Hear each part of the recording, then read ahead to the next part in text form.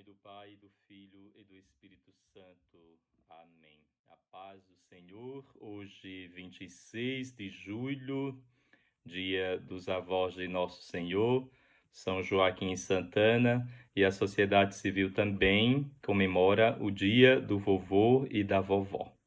Escutemos o Evangelho de Nosso Senhor, capítulo 13, versículos de 44 a 52, o Evangelho de São Mateus. Naquele tempo disse Jesus à multidão: O reino dos céus é como um tesouro escondido no campo. Um homem o encontra e o mantém escondido. Cheio de alegria, ele vai, vende todos os seus bens e compra aquele campo. O reino dos céus também é como um comprador que procura pérolas preciosas. Quando encontra uma pérola de grande valor, ele vai, vende todos os seus bens e compra aquela pérola. O reino dos céus ainda é como uma rede lançada ao mar e que apanha peixes de todo tipo. Quando está cheia, os pescadores puxam a rede para a praia, sentam-se e recolhem os peixes bons em cestos e jogam fora os que não prestam. Assim acontecerá no final dos tempos. Os anjos irão para separar os homens maus dos que são justos, e lançarão os maus na fornalha de fogo, e aí haverá choro e ranger de dentes. Compreendestes tudo isso? Eles responderam sim.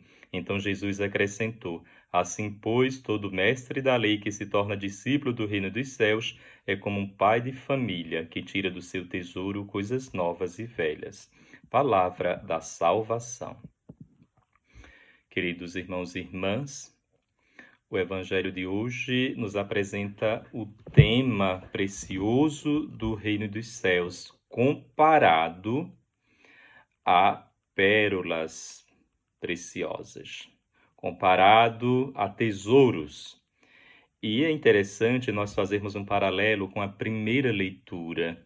Salomão reza diante de Deus, pedindo sabedoria.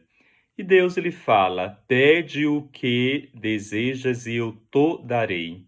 E diz o grande e sábio Salomão: dá, pois, ao teu servo um coração compreensivo, capaz de governar o teu povo e de discernir entre o bem e o mal. Salomão poderia ter pedido a morte dos inimigos, poderia ter pedido vida longa, poderia ter pedido riquezas, mas Salomão pede a verdadeira sabedoria. Por isso que Salomão é o mais sábio dos homens do Antigo Testamento, porque ele pediu aquilo que é essencial. Salomão já nos prepara para o Evangelho de hoje, para Cristo, que é a verdadeira pérola, o verdadeiro tesouro que devemos escolher. E o Evangelho nos apresenta 4 parábolas de como nós devemos promover o reino dos céus aqui na terra. As parábolas do tesouro escondido e da pérola podem ser chamadas gêmeas pela semelhança. Basicamente apresentam o mesmo ensinamento. Alguém descobre um tesouro escondido e vende tudo para comprá-lo. Também alguém descobre uma pérola de grande valor e vende tudo para comprá-la. Naquela época, na época de Nosso Senhor, não havia banco, é claro, e os tesouros, as pérolas, tudo isso era escondido debaixo do solo para que não fosse roubado, se deixasse em casa. Então, é nesse contexto que nós precisamos compreender as parábolas de hoje. Inclusive, alguém até saía à procura para ver se encontrava algo, porque em alguns terrenos poderia se encontrar pérolas ou tesouros escondidos.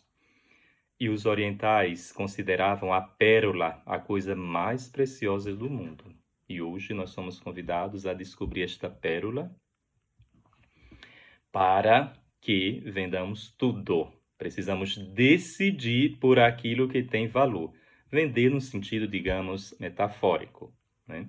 Essa pérola está escondida. Tesouro nunca está aberto, em lugar aberto, porque pode logo ser roubado. O tesouro escondido e a pérola são imagens sugestivas de valor e beleza do reino. O motivo da decisão é o quê? É a paixão e a alegria pelo reino.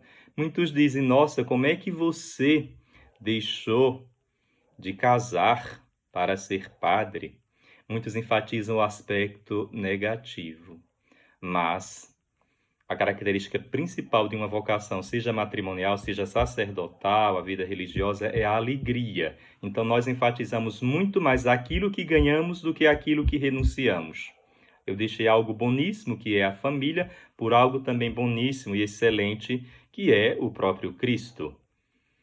Muitos poderiam pensar que aqueles homens, que encontraram o tesouro escondido, como também a pérola, eram loucos. Como também podem pensar que alguém que vai para a vida religiosa, aquela jovem que entra num convento, é uma louca. Sim, é louca por Jesus. Ela deixou o mundo, deixou também uma família, que seria algo boníssimo, para procurar e decidisse por algo que realizou a vida dela, que é Cristo. Aquele jovem na universidade que dá testemunho da fé, dos valores cristãos, pode até ser considerado por seus amigos como um louco, porque faz a vontade de Cristo, porque vive segundo os valores de Cristo. E os santos, na verdade, foram um pouco loucos por decidirem por Jesus Cristo. E que hoje nós possamos realmente meditar e nos perguntar: eu sou buscador desse tesouro escondido, dessa pérola preciosa? Como encontrá-la? Meditemos. Como encontrar esse tesouro? Meditemos. É importante nós sabermos que o tesouro está escondido, como também a pérola está escondida. Somos não inventores, mas buscadores. Fizeste-nos para ti, Senhor, e o nosso coração sempre estará inquieto enquanto não repousar em ti. O tesouro é a palavra de Deus, e essa palavra que se encarnou ainda é muito mais valiosa do que ouro e prata, como nos diz o salmista, o salmista na liturgia da palavra de hoje. A lei de vossa boca para mim vale mais do que milhões em ouro e prata.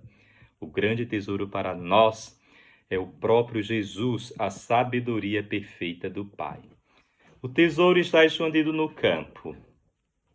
A pérola também. O que é o campo? É a nossa história, é o nosso coração. Teresa d'Ávila dizia que nós somos castelos habitados. O próprio Cristo habita dentro de nós. E é importante que nós entremos nesse castelo. Por isso que ela diz, não precisa de asas para procurá-lo fora. Basta que tu inclines a cabeça e olhe para o teu coração e desça e entre para aquele que nunca saiu de dentro de ti. Então, já que nós não somos inventores, mas buscadores, nós não somos inventores da nossa vocação, mas nós somos buscadores. Deus é um mistério escondido. Então, hoje nós somos convidados a entrar em nós. Teresa d'Ávila chamava o castelo interior. Entrar para descobrirmos aquele que sempre esteve dentro de nós, para que depois saiamos e promovamos o reino de Deus. Então, descobrir isso é a maior aventura da vida. Um homem o encontra e o mantém escondido. Então, não basta manter escondida essa riqueza. É preciso que se encontre, mas também se tenha disposição para possuí-lo, né? Ele o encontra por acaso na primeira parábola. É interessante que a graça se manifesta espontaneamente num primeiro momento, não é? Então, não precisou aí, como na segunda parábola, se buscar. Mas aquele homem, ele encontra Deus como que se revela, se manifesta, se torna convite. Na segunda parábola, o negociante, ele faz uma longa busca.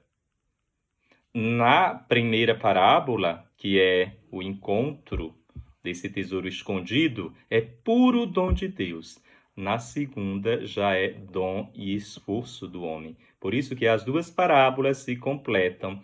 O reino de Deus é dom gratuito de Deus, que se manifesta naquele homem que encontra o tesouro escondido espontaneamente. Ele ali está trabalhando num terreno que não é dele, por isso que ele resolve comprar o terreno e encontra espontaneamente. A graça de Deus se manifesta para o homem.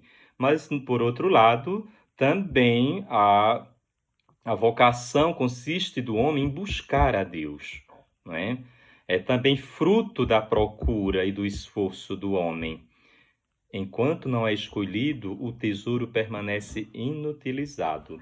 Nos diz o Evangelho que, cheio de alegria, o homem vende tudo o que tem e compra aquele campo.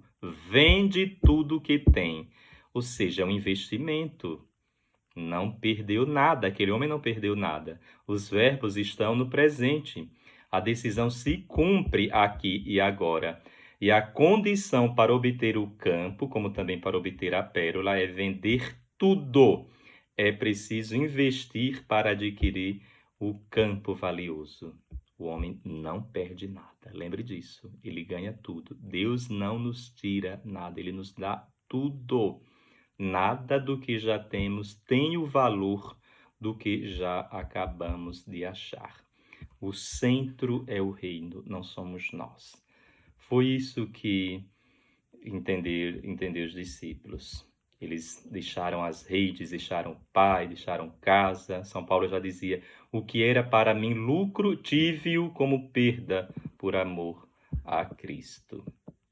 O reino dos céus ainda é como uma rede lançada ao mar e que apanha peixes de todo tipo. Aqui está a parábola, a terceira parábola. Em consonância com a parábola do joio e do trigo. Então, se apanha peixes de todo tipo na rede lançada ao mar. A rede tira para fora o homem do abismo e o conduz à luz.